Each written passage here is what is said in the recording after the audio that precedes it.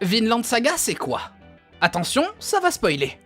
Vinland Saga, c'est l'histoire d'une petite famille qui vit dans un petit village en Islande il y a longtemps, au moment où tout le monde se savatait. Cette petite famille, c'est la famille de Thorfinn, un petit blond qui rêve d'aventure et qui est bercé par les histoires d'un vieux moustachu. Et c'est là que j'ai fini par engager un équidné pour tabasser un hérisson supersonique d'une autre dimension pour qu'il me donne toutes ses pierres précieuses. Tu racontes que des conneries! Tu peux pas prouver que j'ai tort! En bref, la petite communauté vit sa meilleure vie jusqu'au jour où des vikings débarquent et demandent à voir le père de Thorfinn qui, oh mon dieu, était un viking aussi avant, qui s'est légèrement fait passer pour mort pour se soustraire à ses obligations de massacre et de pillage pour planter des navets.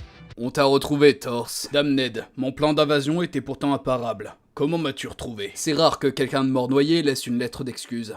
Coucou chef, je suis désolé mais je me suis noyé. Je suis vraiment navré de plus pouvoir brûler des bateaux et égorger des gens. J'aurais beaucoup aimé continuer. Vous posez pas de questions sur où est votre fille, elle est malencontreusement noyée aussi. PS, on n'est pas en Islande, pas la peine de nous chercher. Certes.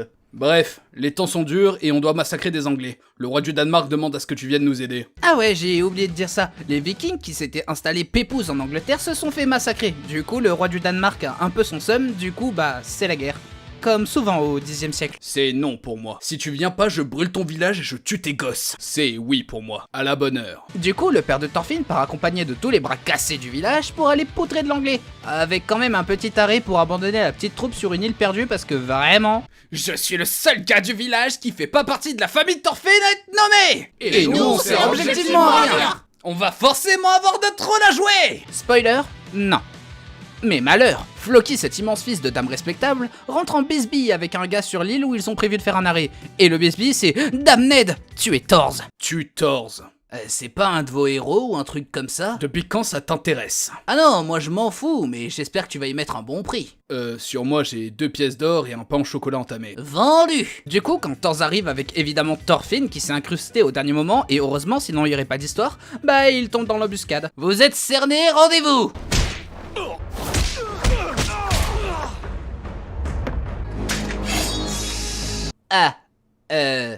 Bon. On peut discuter. Tu proposes quoi? Si tu me laisses pas te tuer, je demande à mon second de tuer ton fils. Vous êtes tous devenus durs en affaires. Non, papa, tu peux pas mourir. Mon fils, je n'aurai qu'une chose importante à te dire pour t'éviter 10 ans de massacre et de souffrance sous les ordres de celui qui m'a ôté la vie. Aucun homme n'a d'ennemi.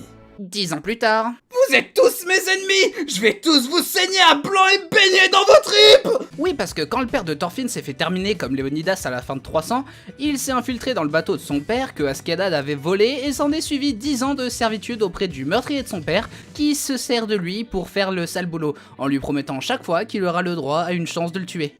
C'est pas le principe d'une relation toxique. On est en 1113, c'est le monde qui est toxique. Durant ces années pas très peace and love, Thorfinn participe à la guerre en Angleterre, où il a notamment infiltré des villages anglais pour guider la bande d'Askeladd plus facilement afin de faire des massacres, participer à des batailles sanglantes, tuer d'innombrables personnes, jusqu'au jour où il se retrouve avec Askeladd et toute sa clique à protéger Canute, le prince du Danemark. Thorfinn se retrouve même à devenir le garde personnel du prince et le courant passe plutôt bien entre eux. T'es vraiment une lavette. Comment oses-tu me parler comme ça? Je vais le dire à mon servant! Le problème dans cette histoire, c'est qu'ils se font rechercher par un grand monsieur qui respire les bonnes ondes et la non-violence. Torquel. Je vais tous vous saigner à blanc, mais seulement parce que c'est trop fun. Attrapez ça!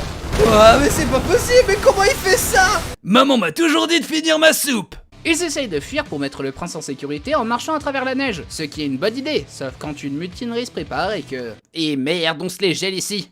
Tiens, voilà quelqu'un. J'ai comme une envie de brochette.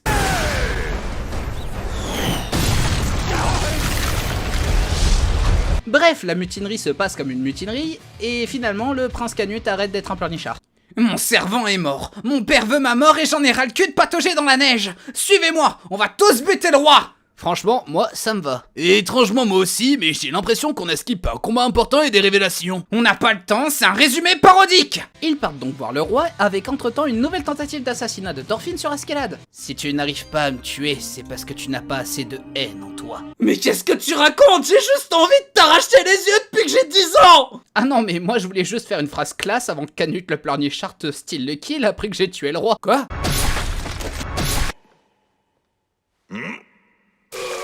Ah non mais c'est pas possible, 10 ans, bordel de merde. Thorfinn pète donc un câble et essaye de tuer Canute. Il échoue et se retrouve vendu en tant qu'esclave. Voilà, c'est ça Vinland Saga saison 1.